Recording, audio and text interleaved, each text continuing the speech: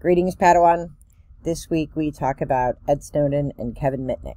So,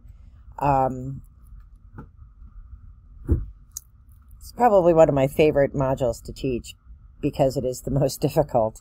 And what makes it difficult is we're going to talk about motivation. So, if you're familiar with Ed Snowden, I'm going to ask that you suspend everything that you've heard or read prior to this module and take in the information. I've provided you a bunch of things to read and watch, interviews with him. And I want you to think about the problem that we have in the criminal justice field. And this will come up with a lot of different topics and themes. But with Ed Snowden, we have a case of him being a whistleblower. And I don't want to spoil it in case you haven't done your reading yet, but he essentially worked on behalf of the government as a contractor and hacked the government to share with the American people that they were being spied on through their devices. So that's the long and short of it. Very simplistic. It's much more complicated than that, and you will read all about that.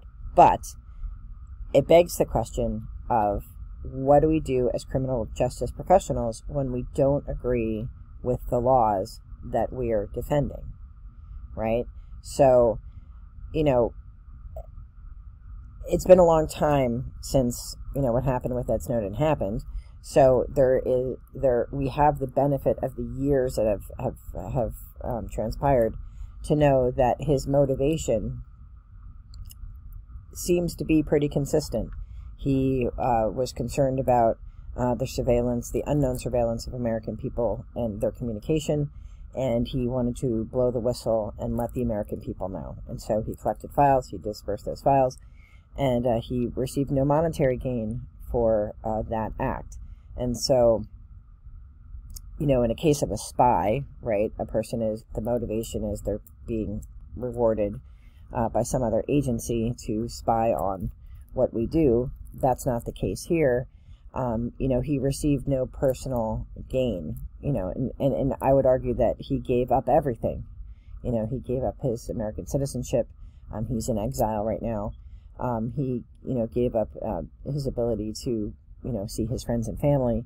And so, when we see that sort of activity from somebody in the military, for example, we applaud them. They give up, they sign on the line when they go to boot camp, and they give up their freedom in order to protect the freedoms of others, and at great risk. And Ed Snowden, who was not in the military, does the same thing. He gives up all of his rights to share with the American people information about what is being collected about them without them knowing. So the question then becomes, what do we do as criminal justice professionals when we don't agree with the law, right?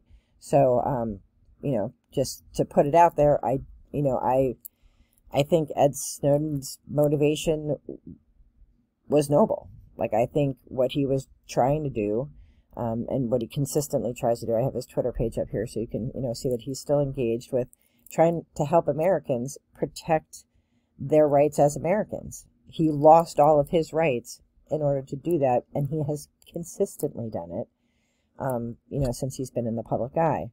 However, as a criminal justice professional, as a pen tester, social engineer, ethical hacker, my job isn't to have an opinion about the worth of his work, right? My job as a professional is to collect evidence and provide it to that next step. And so, if we applied what Snowden did to a case about child pornography, we would hail him as a hero, right, for blowing the whistle. If, let's say, there was child pornography in high places and he blew the whistle, we'd hail him as a hero. But he is a person blowing the whistle about the government's treatment of its people. And so we've hailed him as a traitor, as a Benedict Arnold, right? But as a criminal justice professional, do I even get to have an opinion about that? Well, that's a tricky subject. Yes, I get to have an opinion about that. I am an American citizen. I have the right to free speech. I can have an opinion, and I can say, yes, I think Ed Snowden had noble had noble reasons for doing what he did, and you know, the body of evidence, you know, demonstrates, you know, including, you know, up, I don't want to spoil all the good stuff that you're going to read, but, you know, even the Supreme Court saying, you know what, Snowden's right, this should never have happened. You know, our top court has, you know, supported his work, but they don't support the person. But that's not my job. As a private citizen, I get to have an opinion, but my work is to collect evidence and provide it to the next group of people who make decisions. And so that is the trickiest and hardest part about any criminal justice work, right? Police work, things like that.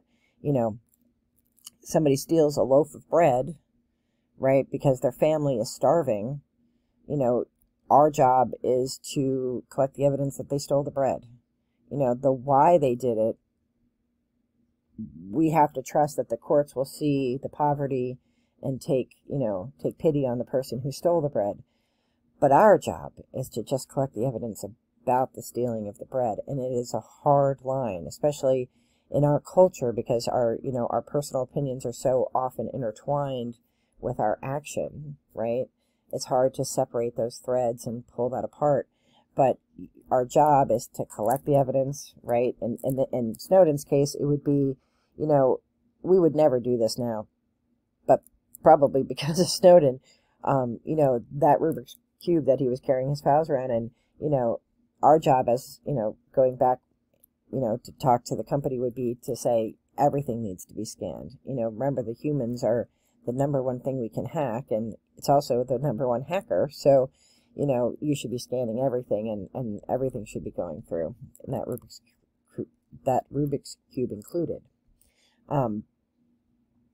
So, difficult stuff to talk about. It's a little bit easier to talk about this sort of thing with somebody like Ed Snowden because it's so far removed from, you know, what we deal with on a daily basis. But it's a good discussion to have, because you have to decide at some point in your career, what are you going to do about things you don't agree with? You know, like, you don't agree with the treatment of, you know, a criminal, or you don't agree that the person is a criminal. Like, what do you do? And my best advice to you is to do your job in the wheelhouse that you have. Your job is to collect evidence. I think Ed Snowden would actually agree that that is, you know, that is the person's job. And it isn't up to that level of a person to decide what happens with Ed Snowden. People who have influence over Ed Snowden's fate, President Trump had the ability to pardon Snowden, and he did not. You know, Obama had the ability to pardon Snowden, and he did not. And there's very little chance that Biden will pardon Snowden. So, you know, the people who have the power to pardon him and to recognize that he was acting on behalf of the American people, we don't influence that, right? We, you know, as an individual, we can, as a group, as advocates, or, you know, in special interest groups, we can advocate for Ed Snowden. But as pen testers, as or in my case, a social engineer, you know, that's not my job. My job is to collect the evidence and to try to get information from people to then show them that they need to be better about their security. So, interesting stuff. And I look forward to your opinions and your Flipgrids. And I will see you in the next video.